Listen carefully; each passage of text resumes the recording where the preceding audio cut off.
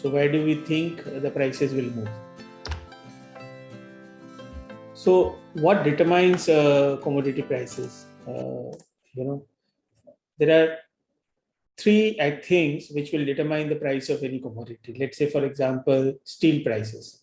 So one is obviously the global economic activities. That is whether there is a recession or there is a growth or slowdown.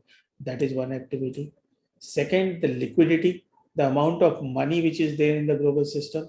If there is too much of money chasing too few goods, then you will see prices going up, and that will put inflationary pressure on the economy. But in the process, the commodity prices will go up. So the monetary policy and liquidity.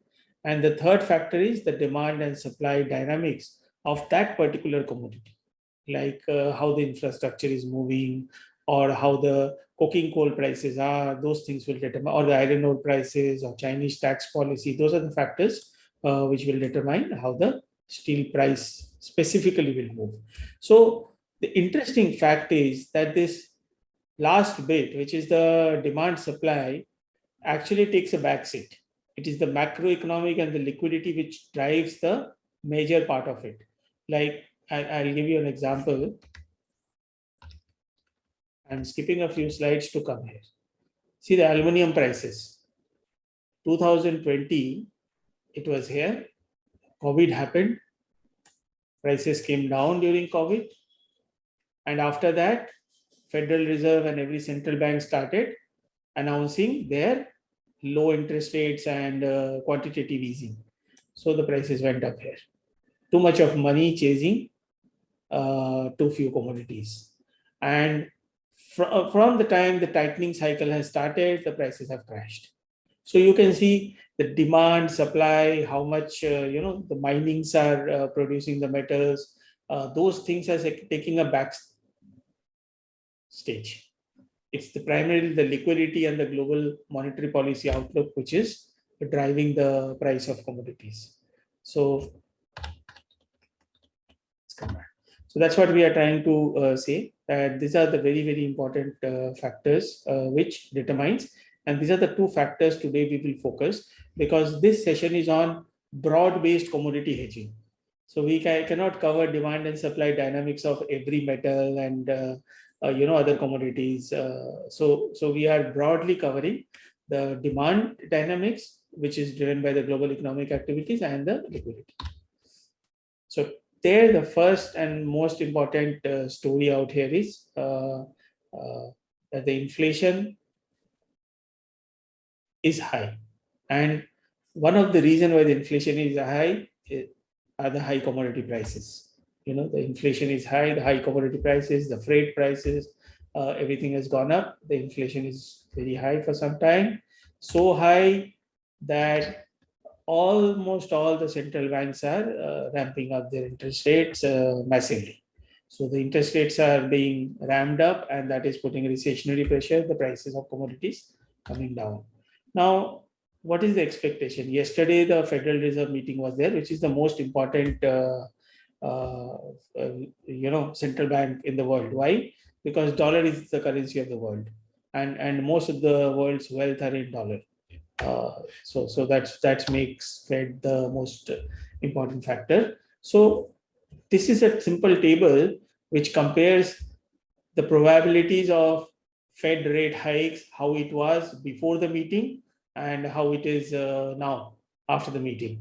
So you can see that earlier the expectations were that the rates will be raised moderately.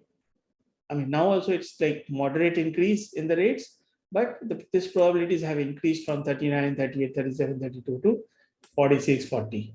Little bit of tightening, and that's why today you can see the markets are falling, the equities going down, etc. Equity prices are going down, commodity prices are on the soft side, dollar is becoming strong, and this is putting pressure on the dollar. So where are the current rates? The current rate is at 4%. US interest rate, the base US interest rate is at 4%, which means, and it's going to go to 5.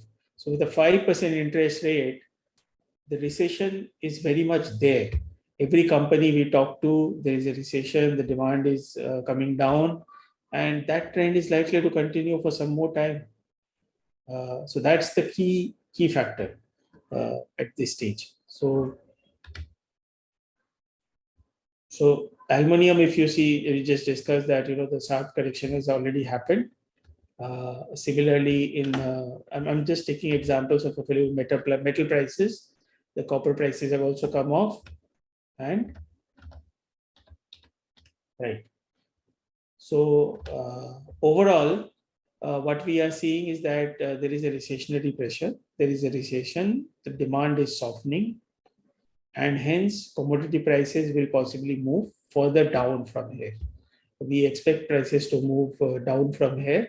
So if you are a seller, you must be quite concerned about your inventory and selling prices.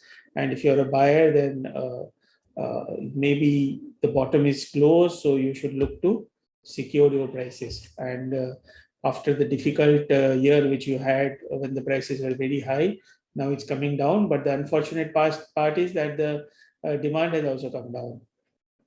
Srinivas, you want to add anything here? Yeah, so I mean, what basically the commodity price has started falling primarily because of the Fed rate hikes and also because of the recession worries. At the end of the day, commodities are heavily driven by the global demand.